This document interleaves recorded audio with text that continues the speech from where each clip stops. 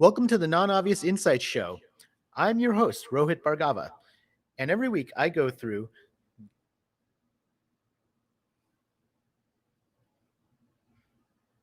hundreds of news sources to curate the most interesting and underappreciated stories of the week.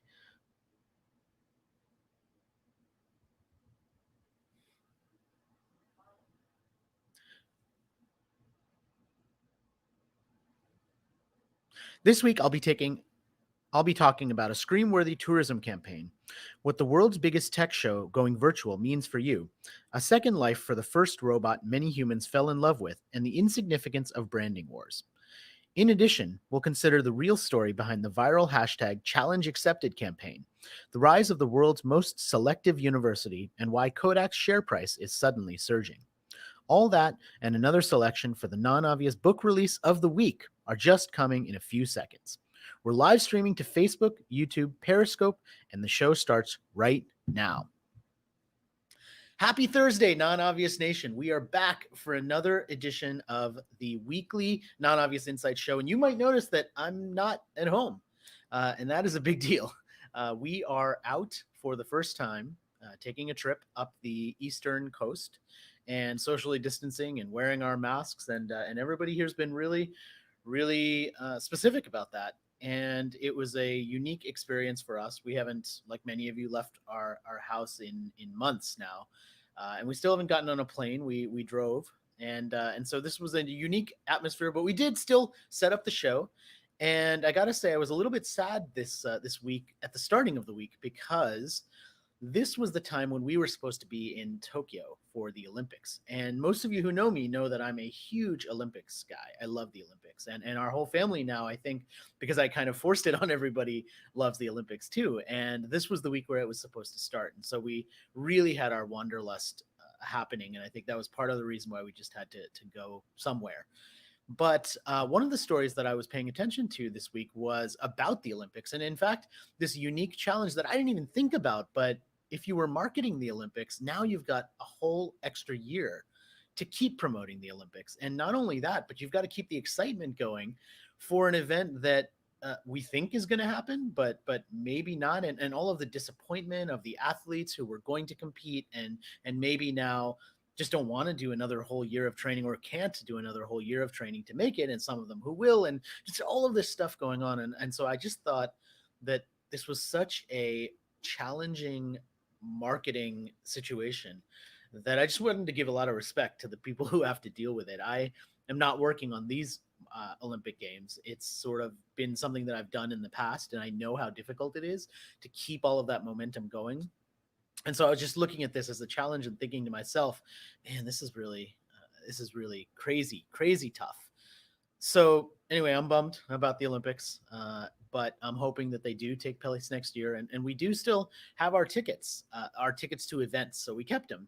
So we'll see. We'll see what happens there. But anyway, I was just thinking about that this week, so I thought that had to be the first story that I shared. And the next one is a little bit more lighthearted, but I think super topical, and it's a tourism campaign from the country of Iceland, and the campaign's called Let It Out.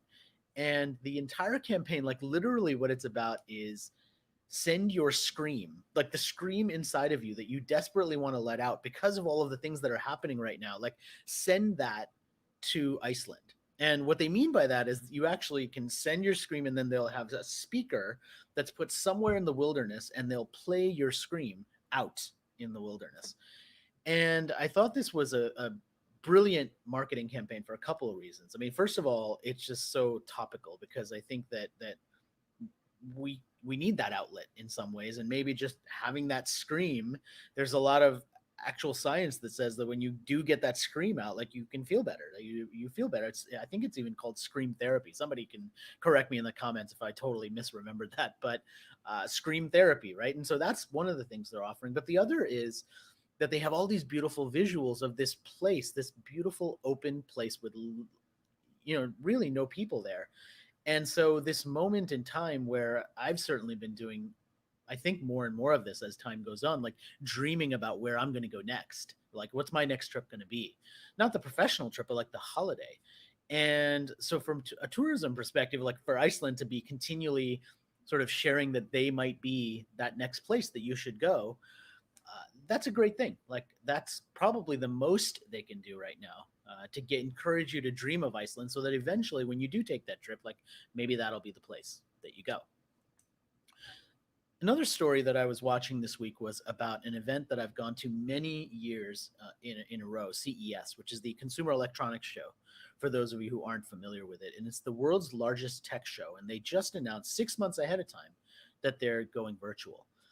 And I've got a lot of fond memories of CES, and if you've never been, it is quite a spectacle. I mean, you will see 80 television screens stacked 2 stories high to promote the latest HD 4K 5K screen, whatever the number of Ks they're up to now screen is. You'll have these amazing, like one year we did this thing for Intel where we had this giant kind of social media cube where people could use the hashtag and it would go all across different elements of the side of it, and it was just this like really spectacular thing. They had Formula One racing cars there. One year I did, if you've seen in some of my keynotes, I have that picture of me doing the 0G flight, which is the flight where you get to experience zero gravity by going in that parabolic curve. Like that was from CES too. So like this event brings, I don't know, I think it's like 60 or 80,000 people to Las Vegas, and companies spend all year planning what their presence is going to be for it. And so moving that virtual is a big deal.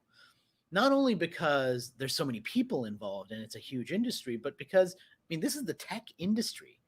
And when you take an event like this that means so much for the tech industry and move it online and announce it 6 months ahead of time, what's going to happen, I believe, over the next 6 months is people are really going to start pushing the boundaries of what they can do virtually.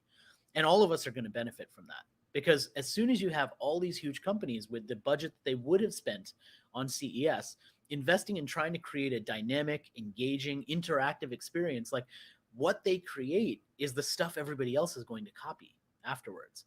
And so even though I'm disappointed again that I don't want this show to be about disappointment, like I'm disappointed that there's no CES, but I'm really excited because what they're going to come up with in terms of a virtual experience and like what happens from that is going to be really amazing. And I think we'll all benefit from that.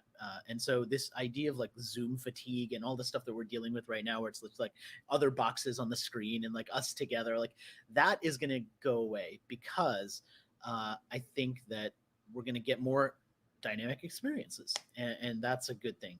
Overall. So anyway, that's what I was thinking about when it came to CES.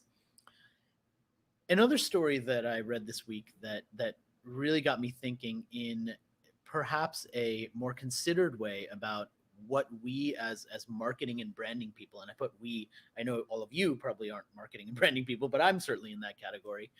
And this story was about a 10-year legal battle between 2 manufacturers of chocolate to try and determine who has the rights to make chocolate in square pieces. And if you could imagine a more insignificant use of money over 10 years, like I challenge you to come up with something, because this is just one of those things that's a long-term legal battle. Apparently there's been a whole legal battle around the shape of Kit Kats, what they call 4-finger design, because like those 4 Kit Kats, right? But like this is what we spend so much time and effort and money on when it comes to branding, because like that's what we lay our reputation on, right? It's not the taste of the product, it's not everything else about it, it's just like the shape of the chocolate. And that becomes this like legal battle that I'm sure has spent millions of dollars, distracted hours and hours of attention, and even worse, like sucked up the time of really smart people who could have been doing really interesting other things. And I just had this, I understand this story. I mean, as a marketing guy, I understand this story, but it just seemed like such a colossal waste of time. And it disappointed me. It made me remember the things that I wasn't so proud of when it comes to my industry. And this was just one of those examples. So anyway, that was kind of one of the pieces of what I thought about. Another story this week that was interesting for me was something that I actually wrote about like several months. Actually, maybe it was even last year that I wrote about this, Jibo. So Jibo is a social robot. And for a time, there were a bunch of these like social robots that were designed to be like almost like pets. They were like robots for your home.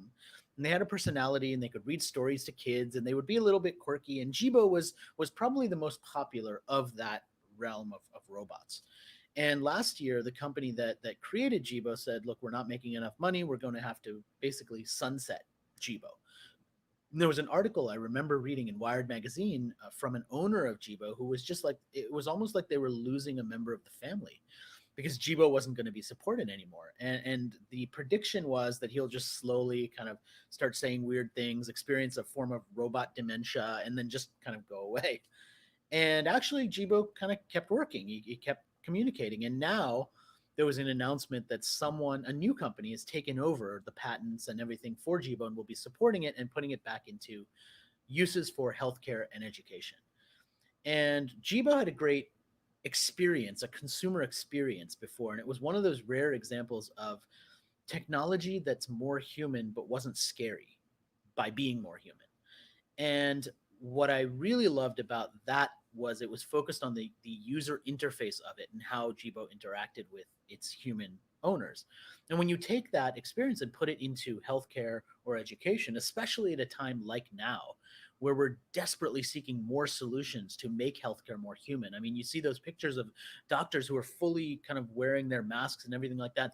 And they have a button that shows a picture of their face because the people who are being treated by them, they just don't even know what they look like, and it's just this dehumanizing experience. And I think if Jibo or a social robot like that could be introduced into that atmosphere or into education, if you think about that, and just the ability to be part of virtual education and have something a little bit more directly related to us, or something that we could kind of bring into the home to make that experience less about just staring at a computer screen while our kids are doing virtual education, like that's a big deal. So this story gave me a lot of hope. I was glad to see that we never got a Jibo, but I was glad to see Jibo was coming back and getting a second life and being reimagined in this way. I just thought that was a really, really smart thing to do and something worth sharing. Another big story that I think was just a catchy headline was this one from Burger King that talked about their new Whoppers that will be made from reduced methane cows.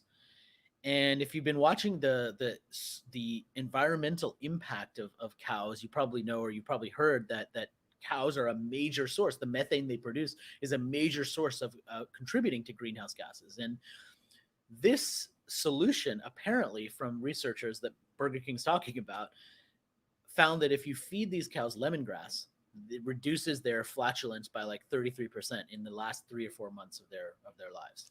Now, people are disputing that amount, but first of all, I think that's just a good thing in general, because of course you can tell people like, look, eat less beef, eat less meat, we should have less cows, we should have less milk, but that's a longer term solution. Short term, if we can change the diet and just feed them something like lemongrass, like if a solution could be that simple, that's amazing. Now, it may not be that simple. It may be way less than 33%. I mean, the jury's still out on this, and scientists disagree about it. So when I report something like this, I'm reporting it with optimism, but I'm also trying to be a little bit conservative in saying, look, it may not be as amazing as what they say it is. But sometimes those solutions, feeding cows lemongrass, for example, are just waiting there for us to try and to start. And even if it reduces it just a little bit, like, why wouldn't you do that? And so that I thought was one of those stories worth sharing just because of the simplicity of it and the potential for it. And that's a big, big piece of this. So as you're listening to these stories, if you want to get a preview of them, remember you can subscribe to my weekly email, which comes out every Thursday morning, and it's got the most interesting stories of the week. And the link is right there.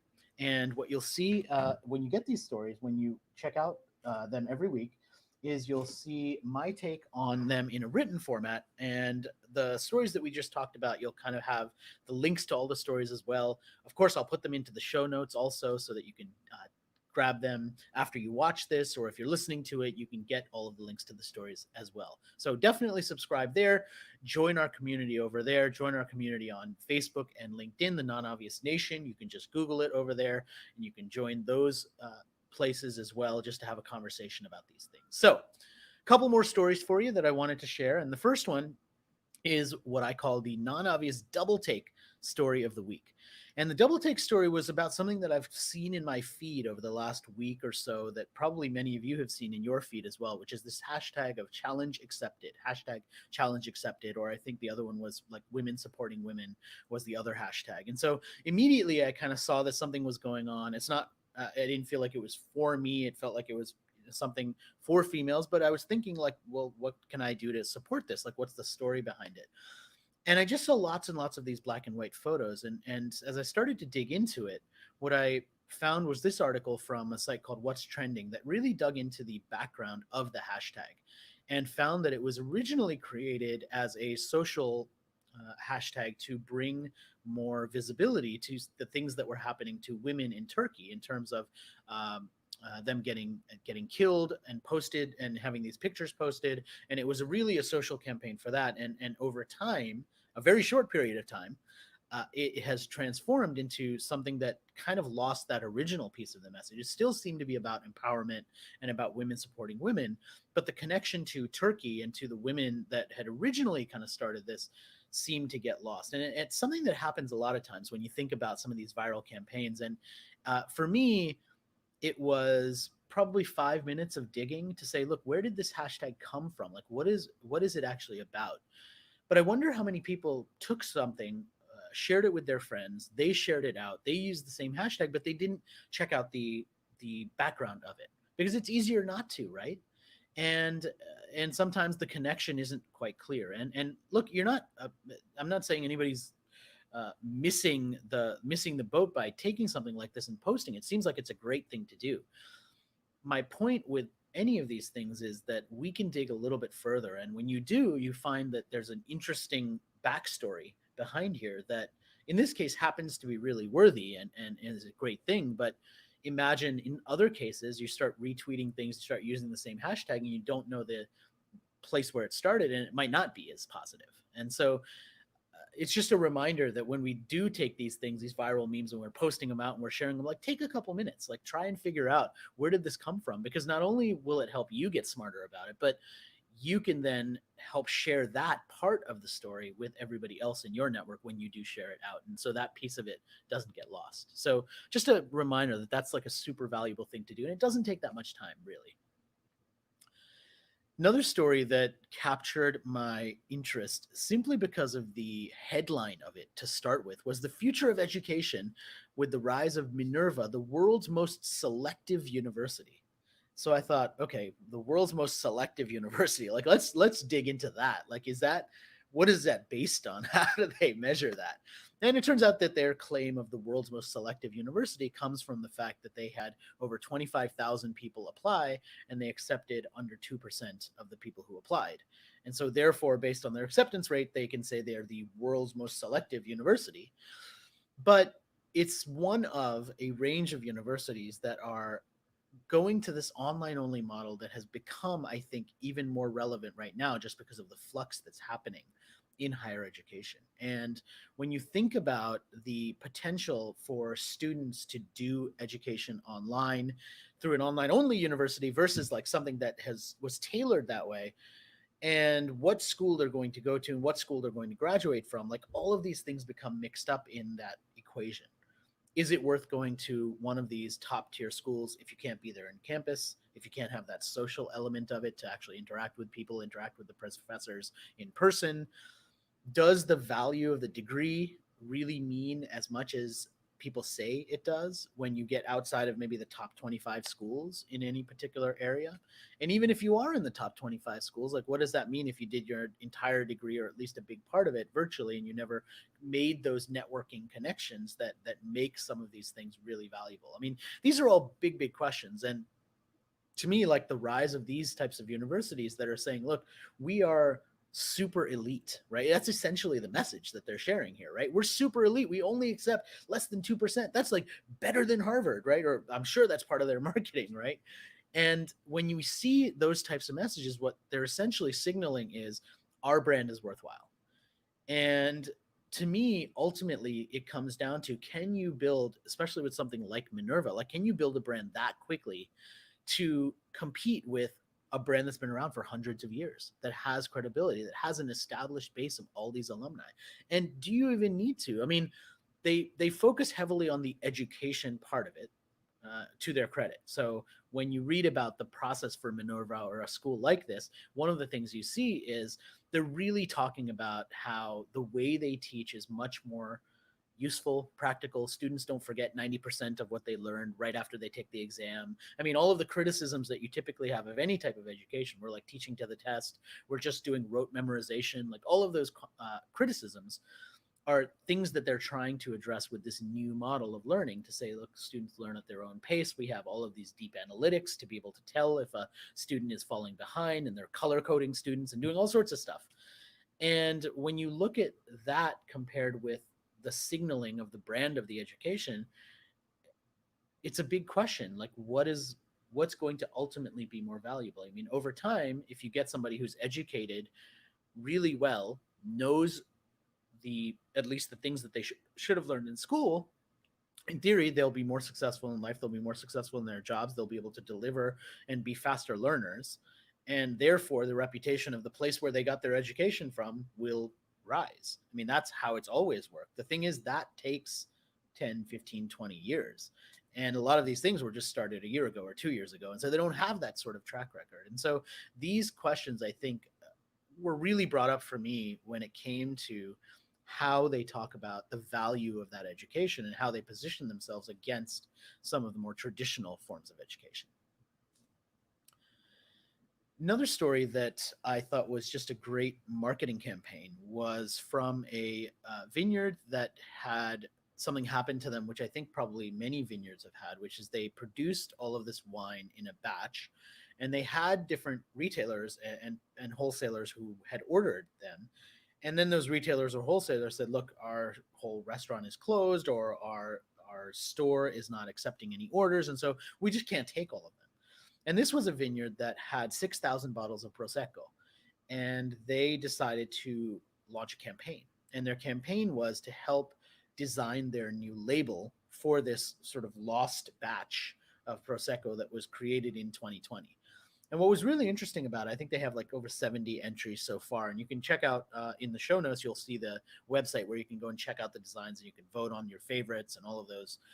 You can kind of compare and contrast them. But one of the things that really came through in the labeling of wine and the branding there was that many of them were kind of signaling that wine, or at least the branding of wine, could be a form of resilience, right? A form of like getting to have more hope and optimism for the future. And I just thought that was interesting because it was a designer's take on what we should remember out of 2020, because these are all batch 2020. And presumably they'll be around for many years afterwards, and you can buy it from the 2020 batch. And when you think back to 2020, like, what will we remember? And one way to memorialize the year is in the wine labels of that year. And I just thought that it was interesting that a lot of those labels talked about an opportunity for hope, for resilience, for optimism, for reevaluation. Like, that was a big theme in a lot of these. And I hope that those signal what we actually will remember out of 2020. I mean, it'd be nice if years from now we look back at 2020 and say, look, that was a year where we really had to tap into our reserves of hope and optimism, because we needed it with all the stuff that's happening in the world. And I thought this was an interesting campaign to bring that to life, and also just to get some attention and be on people's radar, which is such a big challenge right now for so many people. Another story that I was looking at, and actually this one I read two different versions of the story, and this was so fascinating for me because at the baseline, the story is Kodak has had a huge surge in their share price, and that is surprising for a lot of people because Kodak was basically left for dead. I mean, they made print film, and people moved away from that into digital photography, and in many presentations, when you put up that Kodak logo, like, it's a sign that you are going to talk about a failure because they've become the symbol of that. But these two stories covered this from really different angles. The first story from Hypebeast talked about how the CEO of Kodak made some suspicious looking trade moves to buy a ton of Kodak stock right before the spike. And the spike, by the way, was caused because Kodak got a huge government grant, a loan, in order to produce certain chemicals or elements that will be used in vaccines. So they got a huge grant for that, or grant or loan. I can't exactly remember how they termed it. But because of that, they had a huge share price increase. And so the CEO did what is typically described as insider trading, right? He bought a bunch of shares before the spike, and then he made a ton of money. And so that looks super suspicious. And one story talked solely about that. The other story didn't even mention that and talked specifically about how a lot of the surge came from these individual traders, these Robinhood traders. Robinhood's a platform, but it's like individuals who saw something happening and put in small amounts of money. So it wasn't these industrial sort of traders that are on Wall Street working remotely. It was individuals, and that entire story focused on that. And it was just a perfect example for me of how sometimes when you see something big in the news, Kodak's share prices surge, you need to read a couple stories to just get the full picture of what's happening. It's not enough to just get like one story and focus only on that. So this was just a good reminder for me of that. Last thing I wanted to share with you this week is the non-obvious book release of the week. So this is something that I have been doing for the last several weeks, and this week in particular, I have a little bit of an unusual choice. So this book is by a former CIA analyst named Cindy Otis, and it's called "These True or False: A CIA Analyst's Guide to Spotting Fake News." And it's in a highly visual, interactive format. It's actually written for adults, but it's also written for teens, high schoolers, and it's all about the things that Cindy, the author, has done in her career as a CIA analyst for her entire career in terms of spotting what's fake, what's real, how do we see the signal in between the noise. And you can imagine, I mean, even if your only picture of what a CIA analyst does is from TV shows or movies, you can kind of picture the career that she must have had and continues to have doing this sort of thing. And so, who better to help us decode what's real and what isn't? And the book is filled with illustrations and infographics and just some really easy to read, but highly, highly valuable. And so, I've definitely already gotten a copy for our kids to help them and also to help myself. I mean, I'm always looking at this topic and I find it hugely valuable, but I definitely recommend it for yourself, but also if you have kids that are maybe middle school age or high school age, and this topic's hugely relevant for them as well. I highly recommend it for them also. So those are our stories for this week. I want to say thank you for joining me for the Non-Obvious Insights show, where we talk about the most interesting and non-obvious stories every single week. I hope that you will continue to tune in every week. I hope that you'll be part of our email newsletter, where I share the stories in a Thursday newsletter email that comes in the mornings if you're on the East Coast of the US, or perhaps in the afternoons if you're in Europe, or maybe while you're sleeping if you're in Asia. But it comes in constantly every Thursday or Friday morning. And so definitely check that out. Be part of our community on LinkedIn and on Facebook. Thank you for being part of our Non-Obvious Nation, for tuning in. And I wish you a great end of your week and weekend.